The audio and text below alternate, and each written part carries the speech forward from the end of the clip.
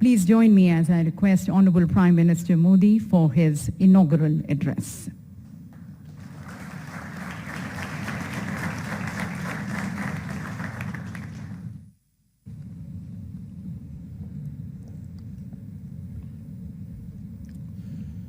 My colleague in the Union Cabinet, Sri Amit Shah,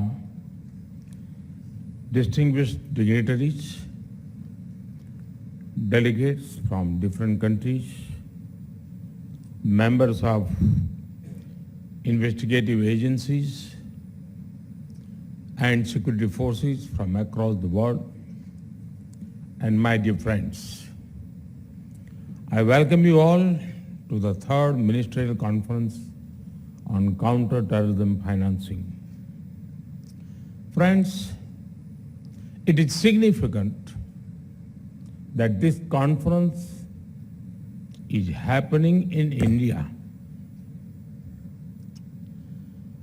Our country faced the horrors of terror long before the world took serious note of it. Over the decades, terrorism in different names and forms tried to hurt India. We lost thousands of precious lives, but we have fought terrorism bravely. The delegates have a chance to interact with a country and people who have been firm in tackling terror. We consider that even a single attack is one too many. Even a single life lost is one too many. So, we will not rest till terrorism is uprooted. Friends, this is a very important gathering. It should not be seen as a gathering of ministers only, because it deals with a subject that impacts entire humanity. The long-term impact of terrorism is particularly hard on the poor and on the local economy, be it tourism or trade. Nobody likes an area that is constantly under threat. And due to this, the livelihoods of people are taken away. It is all the more important that we strike at the root of terror financing. Friends, in today's world, ideally, there should be no need for anyone to remind the world of the dangers of terrorism. However, there are still certain mistaken notions about terrorism in some circles. The intensity of the reaction to different attacks cannot vary based on where it happened. All terrorist attacks deserve equal outrage and action. Further, sometimes there are indirect arguments made in support of terrorism to block action against terrorists. There is no place for an ambiguous approach while dealing with a global threat. It is an attack on humanity, freedom, and civilization. It knows no boundaries. Only a uniform, unified, and zero-tolerance approach can defeat terrorism. Friends, fighting a terrorist and fighting a terrorism are two different things. A terrorist may be neutralized with weapons. Immediate tactical responses to terrorists may be an operational matter, but tactical gains will soon be lost without a larger strategy aimed at hurting their finances. A terrorist is an individual, but terrorism is about a network of individuals and organizations. Uprooting terrorism needs a larger proactive response. If we want our citizens to be safe, then we cannot wait until terror comes to our homes. We must pursue terrorists, break their support networks, and hit their finances. Friends, it is well known that terrorist organizations get money through several sources. One source is state support. Certain countries support terrorism as part of their foreign policy. They offer political, ideological, and financial support to them. International organizations must not think that the absence of war means peace. Proxy wars are also dangerous and violent. There must be a cost imposed upon countries that support terrorism.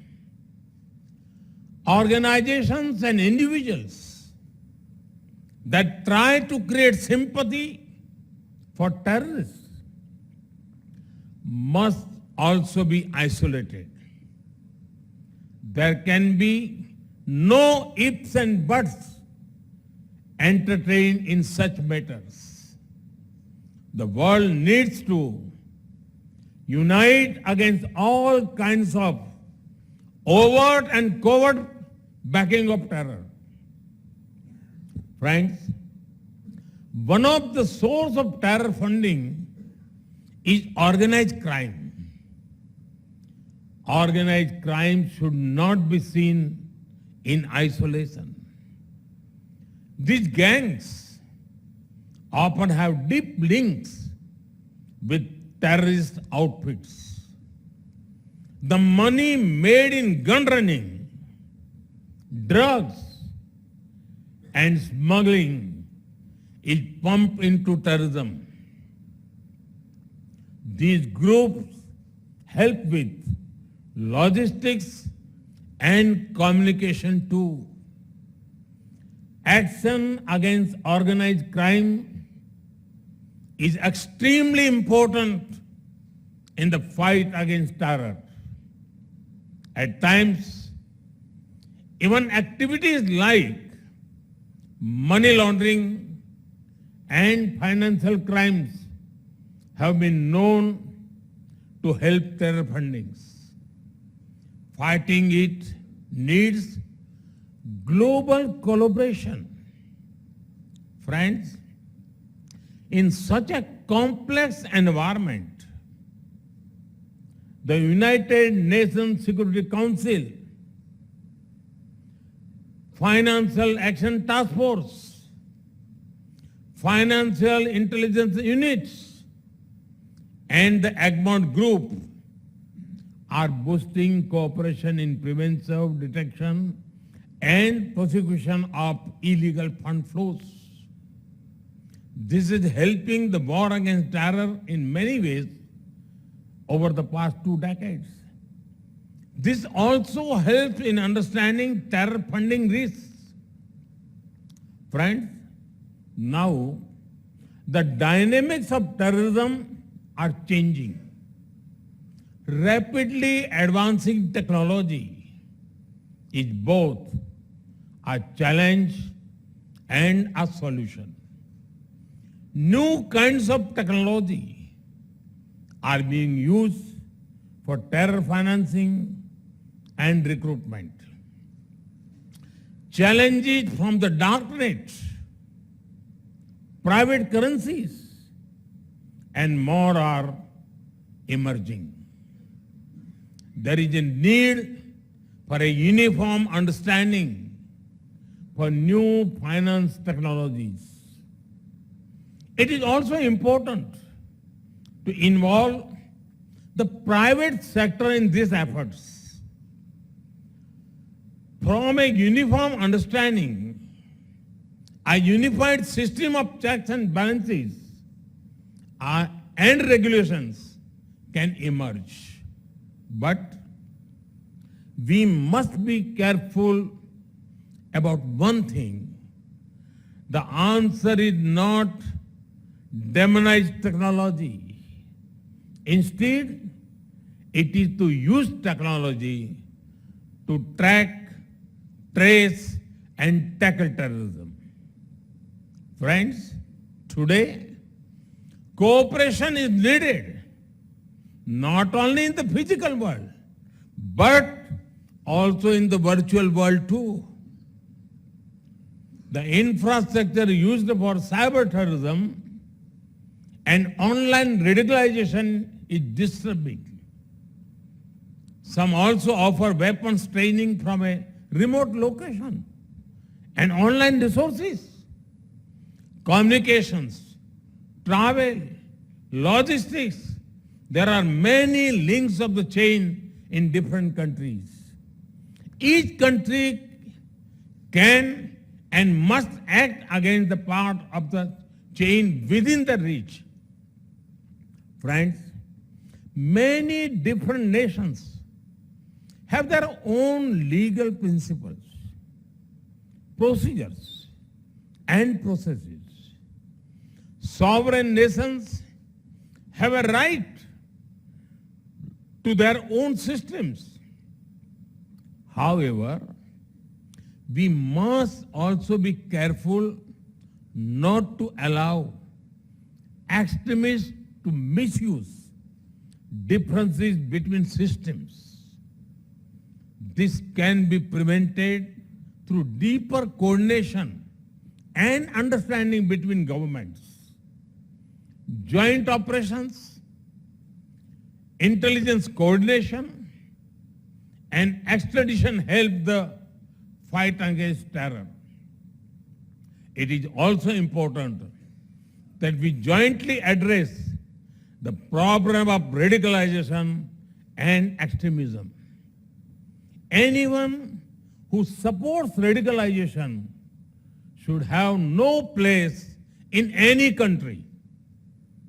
Friends, over the last few months, many conferences have been held in India relating to different dimensions of security. India hosted the General Assembly of the Interpol in New Delhi, a special session of the United Nations Security Council Terrorism Committee happened in Mumbai. At this No Money for Terror conference, India is helping build global momentum against terror funding. Our intention is to bring the world together in taking the war against terrorism to the next level. Friends, I wish all the participants success in the deliberations over the next few days. I'm positive that you will help in attacking terror funding in all its dimensions. Thank you. Thank you very much.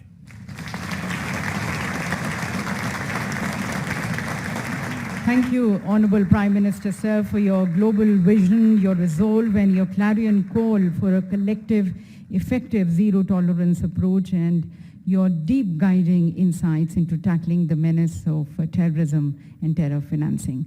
Thank you, Honorable Prime Minister, sir, for your guiding message.